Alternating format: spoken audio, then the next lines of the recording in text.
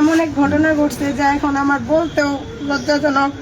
কিভাবে বলবো আমি নিজের ভাষায় বুঝতে পারতেছি না। আমার প্রতিষ্ঠানে আমার আসতেও এখন লজ্জাজনক। কোনো শিক্ষক যদি কোনো ছাত্রের হাত থেকে এভাবে নির্যাতিত হয়, অত্যাচার শিকার হয়, মার ঘুষি চর থাপ্পড় এসব খায়, তাহলে ওই শিক্ষকের মনে করেন সমাজে মুখ দেখানোর মতো ক্ষমতা থাকে না।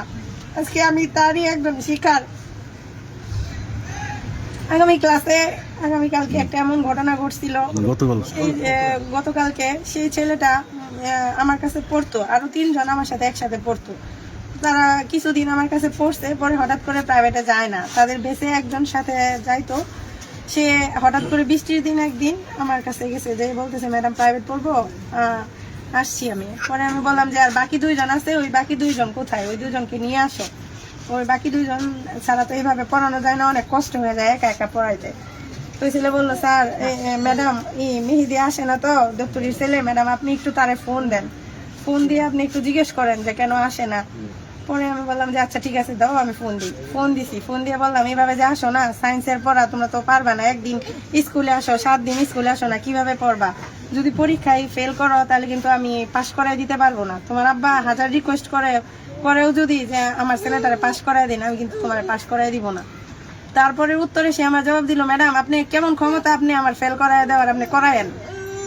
আমি এটা শুই না, তখন আমার খুব খারাপ লাগছে, একটু মনে কষ্ট পাইছি। তখন আমি বললাম যে আচ্ছা ঠিক আছে বাদ দাও, তোমাদের আমি আর পড়াবো না, তোমাদের আর পড়াশোনা করতে হবো না, আমি আর পড়াবো না। এই বিষয়টা নিয়ে আমি আর স্কুলের হেড স্যারও বলি নাই, কোনো টিচারদের কারো সাথে শেয়ার করি নাই, যে থাক বাচ্চা মানুষ বলছেই তো ওদের আমি পড়াবো না, ওরা যদি ভালোভাবে পড়াশোনা না করে তাহলে আমার করার কিছু নাই, থাক। এটা নিয়ে সেই স্কুলে এসে বিভিন্ন ছেলে মেয়েদের সাথে আমার নামে বদনাম গায়, যে ম্যাডামে ভালো করে পড়াইতে পারে না, এই জন্য ম্যাডামের কাছে আমরা পড়া বাদ দিছি। তো এই যাদের কাছে বলছে সেই ছেলেমেয়েরা আমার মাঠে এসে অনেকগুলো আমার বলছে, তখন আমার খারাপ লাগছে। তখন আমি ছেলেটারে ডাক দিয়া যে মেহেদি শোনো, তুমি আমাকে এইসব কথা বলো কেন? একটা ম্যাডামের কাছে তোমার পড়তে নাই ভালো লাগতে পারে, পড়বা না, ভালো কথা, পড়াশোনা করবা না, তাই বলে তুমি ম্যাডামের নামে এইসব বাজে বাজে কথা বদনাম করবা, এগুলো তো ঠিক না। তো বললাম ওখানে ক্লাস 10-এর স্টুডেন্ট 2 জন, রাহাত আর খালিদ, ওরা 2 জন ওইখানে উপস্থিত ছিল। তারা তার কথাটা শুই না, মানে রাহাত আর খালিদ তার চাচাতো ভাই, বাস স্ট্যান্ডের, আমি চিনিও না তাদের কাছে শেয়ার করছে যে আমাদের ক্লাসের ছোট ভাইরা যদি এরকম করে তাহলে কেমনে, আমাদের কথাও তো শুনে না, স্কুলের স্যার ম্যাডামদের সাথেও বেয়াদবি করে।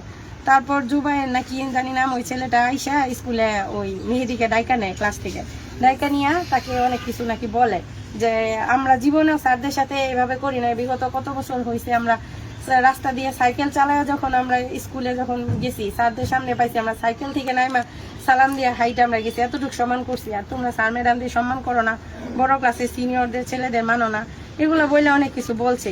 তখন হঠাৎ আমি বারান্দায় ছিলাম দাঁড়ায়া, তখন বাংলা ম্যাডাম আর রোকেয়া ম্যাডাম, সমাজ ম্যাডাম, আমাদের 2টা ম্যাডাম আছে, উনি আমাকে বলতেছে হঠাৎ যায় যে ম্যাডাম বাস স্ট্যান্ডের ছেলে মেয়েদের সাথে বিচার দেওয়া এটা তো ঠিক হয় না, এটা আপনার কাজটা, আর আপনি নাকি সব স্কুলের স্টুডেন্টদের বলছেন যে আমার কাছে প্রাইভেট পড়লে তোদের আমি নাম্বার দিব, আমার কাছে প্রাইভেট না পড়লে আমি তোমার নাম্বার দিব না। তখন আমি ম্যাডামদের বললাম, ম্যাডাম শুনেন, স্কুলের বিষয় এগুলো, আমি যদি কোনো অন্যায় প্রতিবাদ হয়, কোনো একটা সমস্যা হয়, আমি হেড স্যাররে বলবো, আগে আমি অ্যাসিস্ট্যান্ট স্যারকে, হেড স্যারকে বলবো, আমি প্রধান শিক্ষক আছে তাকে বলবো, আমি জানাবো, আমি কেন বাস স্ট্যান্ডের ছেলে মেয়েদের আমি বলতে যাব? আর আপনার কি মনে হয় একটা টিচার কোনোদিন শিক্ষক স্টুডেন্টদের বলবে যে আমি করব না, আমি তোরা যদি আমার কাছে প্রাইভেট পড়োস তাহলে আমি তোদের প্রাইভেট পড়াবো, আর পাস করাবো পরীক্ষায়, আর প্রাইভেট না পড়লে আমি ফেল করবো? আপনাদের কি মনে হয় এরকম?